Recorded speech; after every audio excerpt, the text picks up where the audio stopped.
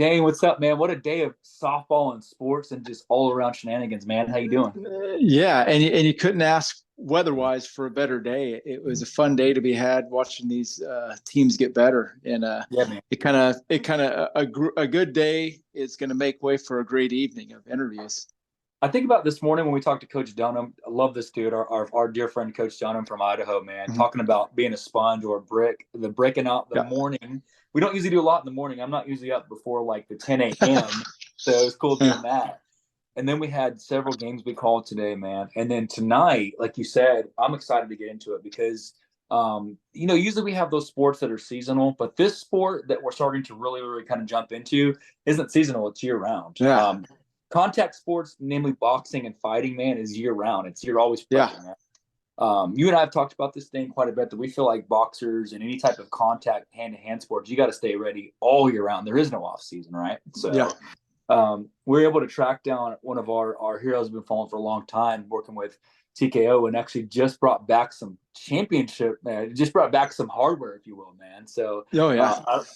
I don't want to waste any time. I'm gated to get into it. Let's bring on our friend and our kind of icon, Ace Hill. Ace, how you doing, man? How's it going? How's it going? Glad to be on. Yes, sir. Hey, great to have you. Thanks for giving us the time. Yeah. Appreciate you. Thank you for the platform. Anything I can Yeah. do to just put the message out there.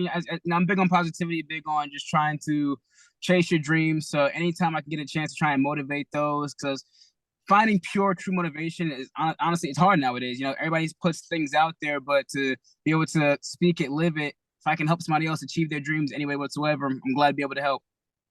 Drop the mic. Awesome. Let's end the interview now. It's already Yeah, there you go. right?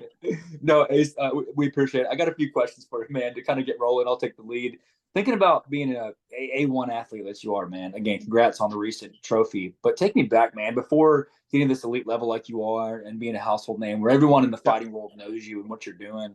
Take me back to when you got the itch, when it all began. Maybe when you first started training, or how old were you when you got the itch to go this direction, man? Curious.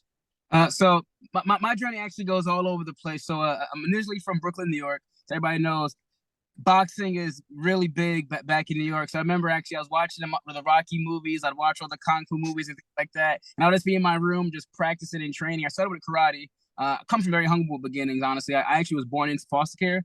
So I've been opening up a lot more about my life story as I kind of got more along with my fight life. So born into foster care, end up getting out of it, bounced around from a few homes. I got out of foster care at about 10 years old. So I got back with my mother, so on and so forth. But like I said, we didn't have much money, but I did a few months in karate and honestly picked it up, loved it. And then I got into boxing a little bit. But growing up, a lot of my things I learned was just self-taught, looking at the videos and the movies and then just trying to imitate and do the things that I possibly can. I worked a lot as a kid. About 14 to about 18, I picked up a second job just trying to help my family pay bills. I have four little sisters. So I kind of, I wasn't able as much to dedicate time towards martial arts. So anything that I was able to do was on my own self. And as I got in, I joined the military at 17, once again, try to help my family take care of just life. And growing up the way I did, I knew that I had to do something else. I had to change. I had to be able to find a different way to give myself, my future children and my family a different leg up in the world. So, I did junior RTC for the Marines and Army when I was in high school. Went to the Army about literally a month after my 18th birthday. And I loved it, and I kind of the special operations. So I was doing this course and I got selected to be in the special operations community. I worked support for that. So we had it's called combatives. It's pretty much the military's close quarters combat training.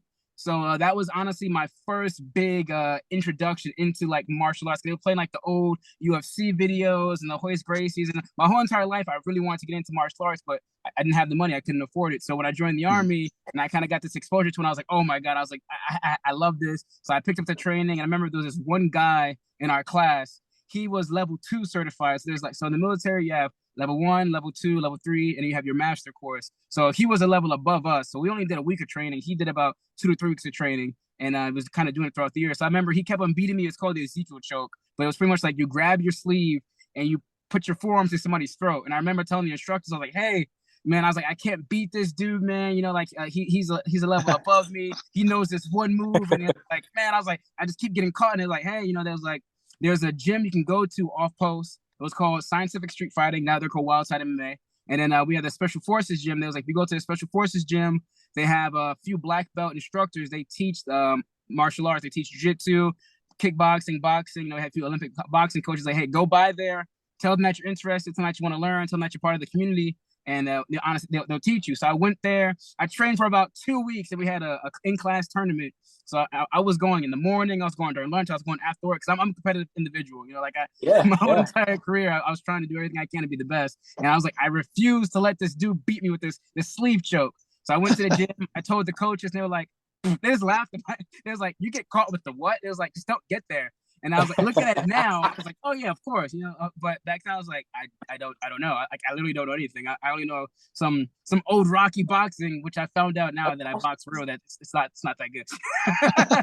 But, man, first off, I got to stop for a second. I didn't know, man. Thank you. I followed you. I didn't pick on. Thank you for your service to this country, man. We were definitely. Thank you. That's absolutely. I mean, man, and we already loved you as it is, man. But to know on top of that, you serve this country, man. My hat goes off to you, and I'm so grateful we get to meet you. That again, of all the many accomplishments you've done, thank you for doing that. Right off the bat, man, your story about how you. I have to say the shout out to you for not letting maybe your first few years of your life not stop you from being great, man. So wow, wonderful story. Then go ahead, man. Before man, wow. So I mean, and once you started getting into the mixed martial arts and boxing, what was it about those two sports that maybe the discipline, or maybe what was it about boxing that made you just say, okay, I'm going to take the ball and run in this course?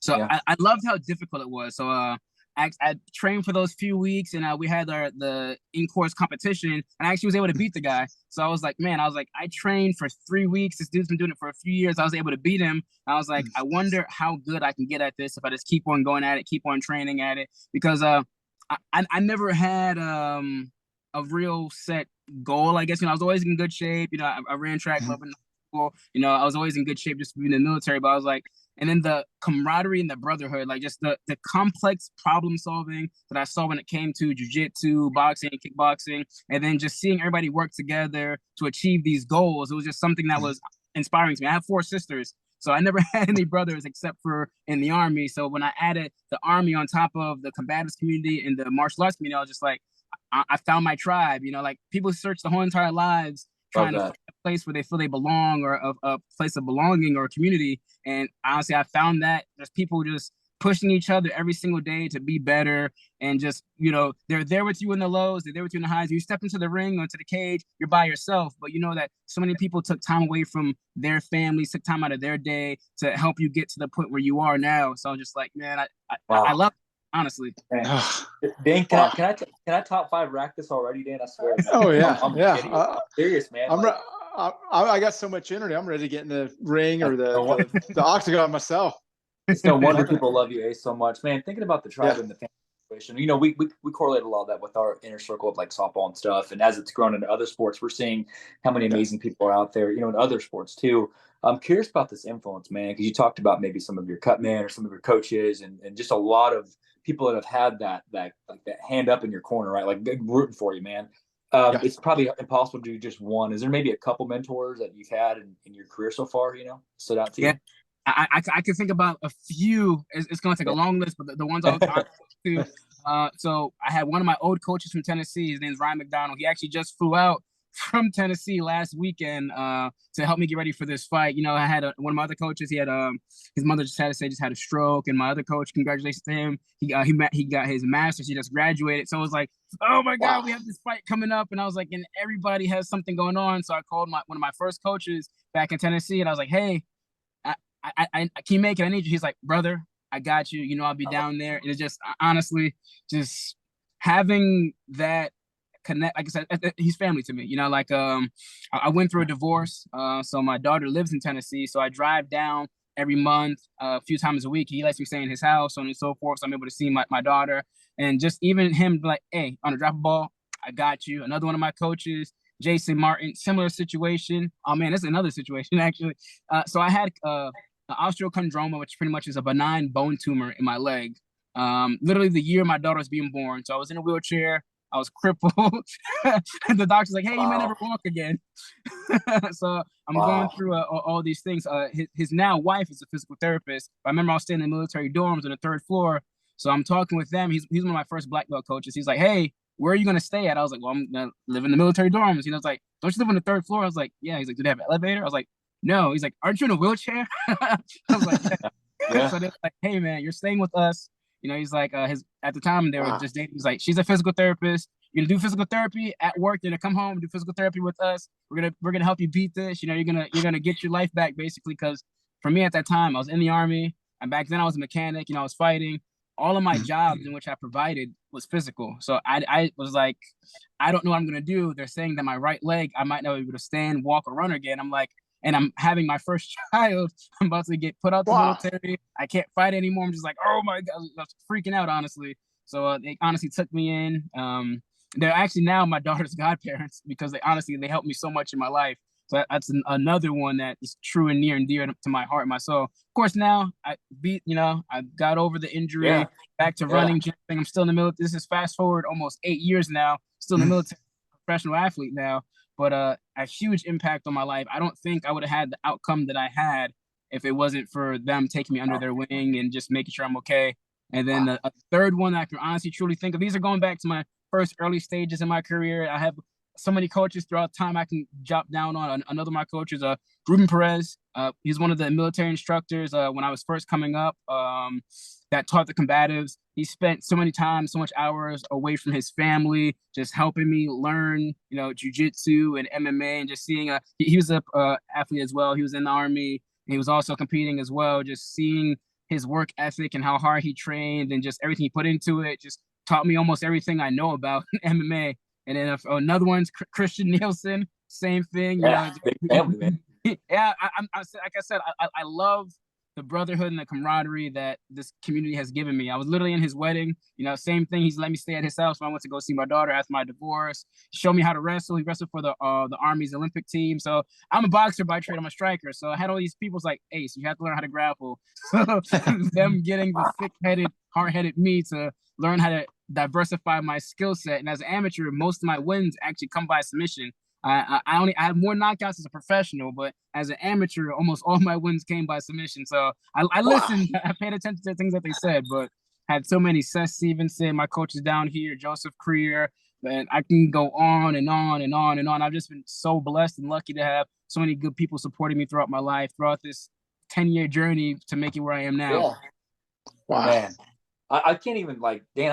I don't get speeches very often, Dan, but I'm just listening. I'm absorbing this, man. And then go ahead, man. Bill me out before because I'm I mean, like they say, any great person, it takes a community to help them go through the stages. I mean, you lean on somebody and they lean on you back. I mean, it seems like you had a great group of people that'll help you, and it goes to show what kind of people that go into the military. They're willing to help that next person build themselves up, and it's just a great story to hear. I mean, when I hear your story about whenever you were younger, going through what you went through, and now as you get older, there's always ebbs and flows to your life, that there's a pitfall you go through, but you have that community of people that have built you up. I mean, they brought you to where you are today, but that wouldn't happen if you didn't have what we hear in you, is that positive attitude that you're carrying with you. And I love listening to that. I mean, I'm just entrenched in everything you're saying. I'm like I say, I'm so hyped up right now. I could probably step in the ring myself. I don't usually, I don't know. Me and Dane don't usually listen to our own ones back, but I'm gonna listen to this one back. That's for sure. Yeah, definitely. Yeah, I know it's always hard to trying to hear your own voice back. I listen to one, I'm like, oh my God, he talks so good. Well, I've been truly blessed. I'll say that much. I've been truly definitely. So now, as you go into, you're just coming off of, like you say, you're coming off of a trophy that you've just won. What is maybe wrapping up the end of 2023? What does this next 3 to maybe 6 months look like for you as far as your career goes? So we're trying to get one more, maybe 2 more before the end of the year. I came off this second round knockout. I wish they would have stopped in the first round, keep my first round knockout streak going alive. But right now I still have 100% finish rate as a professional fighter. So I love that. Pretty much injury free. Going into the fight, I had a lot of injuries. The week before I was on crutches. I messed up my ankle during training. Before that, I had COVID. Before that, I had an upper respiratory infection. So we've had a lot of adversity going into this. So I was talking to my manager, talking to my coaches. I was like, can we make this? He's like, hey, we're gonna hold what we got. You know, we train hard, we work hard. I'm blessed enough to be able to work out in the military and have the amazing medical staff that I have on my side to make sure I'm fine and okay. And then literally the week of the fight, I was like, okay, I got put weight on the ankle. I can breathe. And I was like, but we have to knock him out. I was like, we can't afford to let this fight go the distance because he kicked me in my leg actually in the first round, the leg that's messed up. I was like, I looked at the video, I spun in the circle. I was like, hup. And my coach is like, hey, stop having facial expressions. You look like an emoji. I was like, he got me. I was like, he kicked me in the leg that sucks. I was like, it's all right. So it sounds like we got plenty more fights ahead, man. I look forward to that. So definitely. Yeah. And on the military side, I'm changing my job, studying to be a doctor. So cool, man. Yeah, so I'm switching to medical management. It's called medical logistics, basically the military. So this coming January, I'll be switching my military job as well. So I'm happy for that. Right now, I'm an infantry officer, so I'm switching over to the medical side, which gets me one step closer to what I'm trying to get. You know, one step closer. Yeah, man. Yeah. I really am genuinely happy for you, man. Again, all the great things, well deserved, and as Dane and I've always said, the work ethic and the attitude—that's what should get people where they need to go, and it's very, very exciting to see that, man. So before I kind of choke up, man. Before I choke up and start getting teary-eyed, man, I'm gonna make a little segment where we're gonna make you laugh a little bit. Okay. So I would be willing to bet you money and all the media that you've done. I promise you've never had a segment like this. This is gonna make you laugh. Now, what we didn't tell you when I told you we won't prep you for rapid. Me and Dane are betting on you, Ace. We both bet on what we think you're gonna say. We've got 5 questions, and it's an either or rapid fire type thing. There's 5.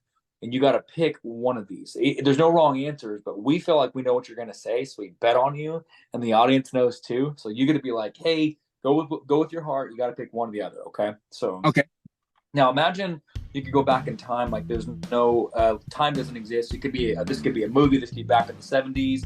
Anything's possible. Okay. So the first one, Ace Hill, as we know it in 2023, is called back into the 1990s, and they say, "Hey, we want you to be on the cover of a video game franchise." Okay, not 90s, right? So the 2 video game franchises you're going to be on the cover, we can change it from being Mike Tyson's Punch Out to Ace Hill's Punch Out. That's option 1. Or you can be on the very first Fight Night back in the day. So Fight Night, which is great, or Ace Hill's Punch Out. Which one are you going with? I'm going with Punch Out. Just the icon that Mike Tyson's from, and he's actually from the same neighborhood as me. Funny enough, so there you go. Why not? Why not? I had that one. Oh yeah, there you go. All right. Oh yeah. Tyson. Oh yeah, definitely. I can see that. I love it. So next one, man. I feel like this one's probably an unfair advantage because I've studied you and I know how much it's influenced you. But you on your next fight, check this out. You get to actually have one of these 2 celebrity cutmen as your guy, right in your corner. No disrespect to your team, you love them, but this, hey, can I be your cutman for this fight? It's kind of a celebrity thing. So option 1, the legendary Stallone himself. You could have Rocky as your cutman, or check this out. You could, on the other side of this equation, get this, you can have Eddie Hall be your cutman. He's also an awesome dude, awesome, strong guy. So Stallone or Eddie Hall, who's going to be your cutman for this fight? I gotta go with Rocky. I gotta go with Stallone. He shaped my childhood. I got you, man. All good, man. I love it. He's making a Rocky 7, dude. It's crazy. The dude's 79 years old. It's crazy. I still wouldn't take a hook from him. He's crazy, man. He's awesome. You know, he'd be great. You know. So, Dan, did you have that one? Did you have Rocky? Oh yeah, I had Rocky. Oh yeah, can't go wrong with Rocky there. Got this. Okay. You guys know me. So get this one. This one's going to be a little awkward, but because it involves you getting punched in the face. Okay, I know you're kind of used to that. So normal. So somebody offers you, hey, Ace, here's $10 million on the spot. All I need you to do is get in the ring for 1 minute, and you got to be knocked out by one of these 2 greats. So you just got to say, we'll only take the knockout. You can go old school, get knocked out by George Foreman, or you can get knocked out by Ali, but you got to let the knockout happen. So $10 million back in the 70s, Ali or Foreman, who are you taking the punch from? Ali, he's my rival. I have to. I don't care how violent. Get hit by Ali, right? I'll take it. I want the glove that punched me too. Yeah, there you go. Dane, did you have that one? Oh yeah, the other knocked out by the greatest. Got you, man. I love it. So next question, man. So they're doing a remake of franchises, right? And so they're making a movie about you. This one comes up all the time with our guests, right? So you're about to be in a movie. And both of these guys we love, they've done great movie roles, right? I love what they've done. In perspective, they've both done boxing movies. So you get to have one of these two dudes. We'll say in their prime because you're a young, dapper guy. So these guys in their prime, you can have either Michael B. Jordan play you, did a great job in Creed, dude, as cut as can be. Or remember when Will Smith did Ali back in the day? You did your job. Yeah, so you can have Michael B. play you or Will Smith, both in their prime. They're both great. They're back in their prime. Who's going to play you in the upcoming Ace Hill movie? I'm going Will Smith. He played Ali. He could play me. I love it. There you go. I love it. I had that one. Dan, did you have that one? No, I had Michael B. Jordan. That guy's ripped, man. I think he's negative body fat percentage in that movie. I swear, dude. No, I think so. Yeah. He can literally cut cheese on his bicepts. Let's go, Yeah. man. Oh, man. Amazing. So last one, man. So you get to flip the script. You're taking a month off to recover, heal, and all that. They said, Ace, we want you to come do we want you to guest commentate this fight for us. You know, maybe we don't know who the fighters are, but they said your two co-hosts, you get to pick your co-host for this fight to help you call this event. You can either choose A, legendary Joe Tessitore to be your co-commentator, or you can call the fight with Dana White. Both great. Dana White, Joe Tessitore. Where are we going? I'm going with Dana White. I like the energy he brings. Yeah. Okay. That was a hard one, but I'm going to have to go Uncle Dana. Dane, I actually had Joe, man. Did you have that one, Dane? Yeah, I had Joe. He's tough to beat. I could have went either way, but you can't go wrong with either one of those choices. Man, love that. Definitely. Man. I love it. Well, man, looks like Dane, you got one above me, Dane. I was wrong on one above me, man. So you got me, Dane. So, Dane, right. I'll get your lunch sent over to you because we got lunch on it. So the ramens are on their way, Dane. Well, man, hopefully Ace and interviews are done, man. A little segment that you haven't had like that. We appreciate you being a good sport, man. So that's rapid fire for you. No, thank you. It was fun. I loved it, honestly. Love it, man. The last segment, I'll get it back to Dane for that final segment. Yeah. Go ahead, Dane. On this one, Ace, we call this an open mic. We open the floor up to our guests to kind of maybe talk to some of our younger viewers and listeners. You know, that's who we're trying to inspire with individuals like yourself who've been through so much, but accomplished so much as well and stay positive. Is there maybe a mantra or a philosophy that you've carried through your career up to this point and will continue to carry that maybe you can share with some of our younger listeners that are aspiring to do great things as well? Is there some words of wisdom that you can give to them? Definitely. I have a few. So I'm gonna do one on the military side. I do one on the regular side. So when I was going through some of my selections and some of the training I've done in the Army, when I was getting ready to go to Ranger School, there was a quote that was said. It's like, if you're gonna quit, do it tomorrow. It's like, do everything you can do today and just quit tomorrow.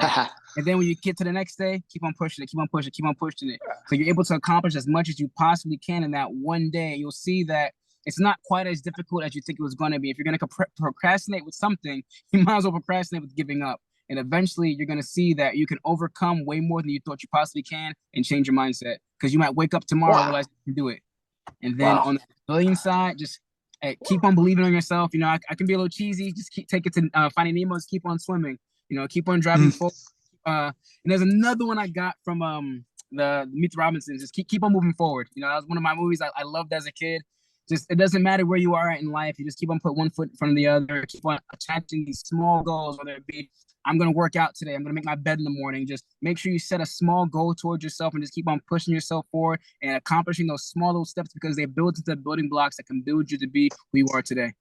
Man, I'm thinking about, dude, all those run together and you talk about quit. I've never heard that before. Like, I wrote that down. Yeah. That's my next tattoo, man. I'm going to find a spot for that. So that's, wow, man. Dang, how do you help me out, man? That's crazy. So I mean, you always go the long route to say that, but you never hear somebody put it so succinctly like that. That's a great quote to say. And like you say, it's one of those things that you call a billboard material or corkboard material is what you'd call it. Yeah.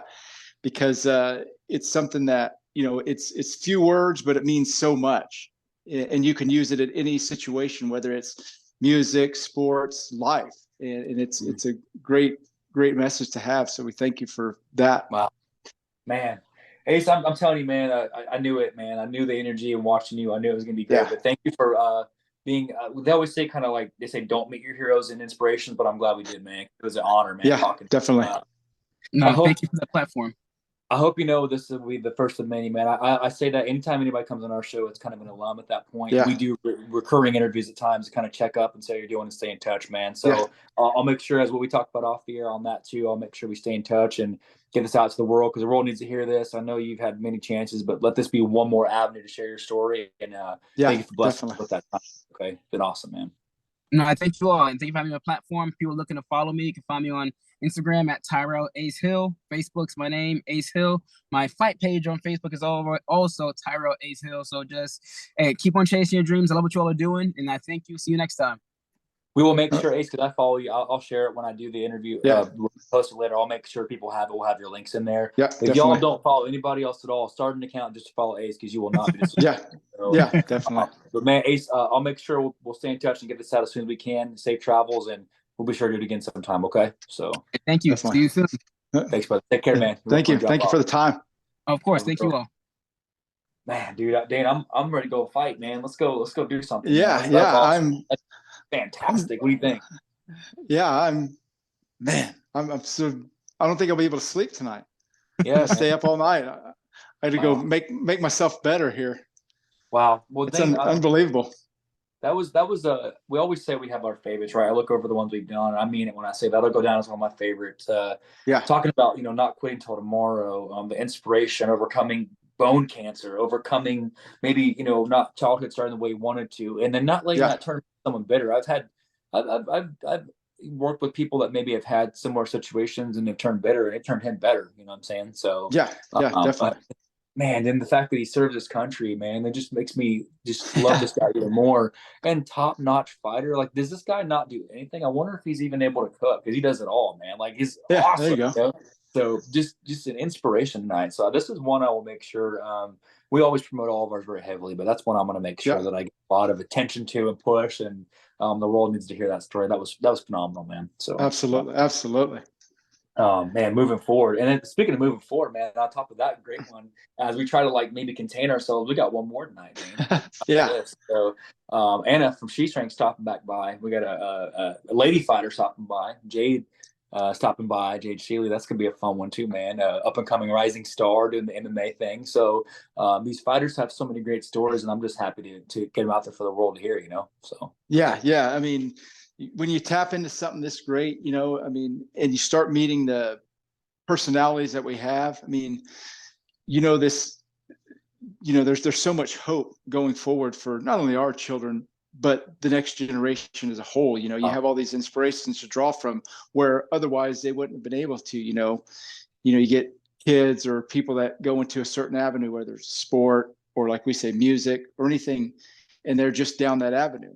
But you talk to individuals like that, their message transcends the sport they're a part of. And that's what I love. I love hearing those kind of guests and those kind of messages, because it even at my age, I'm not a kid anymore, but I can still grab something from what he said. And his energy is so contagious whenever you listen to him. Just a high octane guy, man. Gentleman, and a professional face puncher all in one, man. So I love that guy. Yeah. That's his page. It says professional face puncher. So I love it. But I'll tell you what, Ace, thank you again, man. We will make sure we do you proud and get that out for the world. So we got one more, but I want to say thank you with all my heart on behalf of the audience and Ace for doing that. Safe travels. Good luck on many more trophies to come. Don't forget, as always, that we love you. And Dane, thank you for listening.